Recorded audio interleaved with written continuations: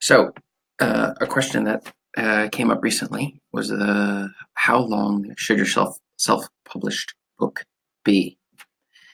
This is a common question when you're writing books or having other people write the books for you.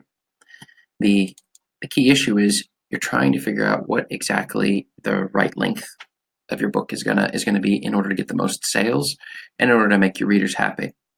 You need to know when is enough. So, for example, when you're writing and you're writing, and the entire time you're wondering, is it 5,000 words? Is it 10,000 words? 20,000? 30,000? Maybe you've written too much, or perhaps too little. The problem is if you're writing too much, then you're going to have an issue with your ideal readers wearing out and deciding this is just too long, and they will complain. But if you write too little, then your readers will say they didn't get enough value out of the book. And you might think that longer is better, but that's not necessarily the case. Because if you're trying to make a point, you're trying to get your point across, then the length that you're writing is critical to make sure that your reader themselves, maybe they just simply want an answer to a question, if your book is maybe in the non-fiction area, or if it's in the fiction, they might want to have that extra long length in order to thoroughly go through your whole story. But I've seen books before that just simply go way too long and cross over that thing.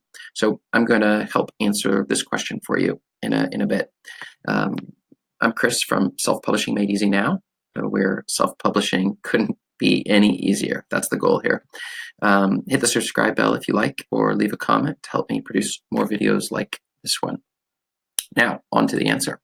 The answer is actually very simple. So there's three things you're going to need to do in order to solve this one. The first one is the top selling books in the genre that you're writing in. So if you're writing a book on, let's say, like in terms of some sort of a diet, you're going to look to see what are the other books that are doing that. Or maybe you're writing a book on maybe some sort of fantasy story like Lord of the Rings or something along those lines. And then what you're going to do is you're going to go into Kindle and you're going to look at the top selling books in that specific genre or for that keyword under Kindle, and you're going to type it in the top of the address. And you're going to let it tell you for the top selling books, the best sellers in those categories, how long are the books, the average page length. So you're going to, then that comes in number two. You're going to get the exact page lengths for all of them. You're going to average them together, maybe the top 20 books in your genre, and figure out for those the best sellers in that genre. Now, the tool that I like to use is KDSpy. Below, you can find my affiliate link in the description in order to do this, because it's just so simple. You can just type it in, and then you sort by the number, the ranking, the overall sales rank for the book, which is a fantastic way of getting straight into making sure that the book that you're selling is going to be in the same length. Then that's the third step. You're just going to match the length.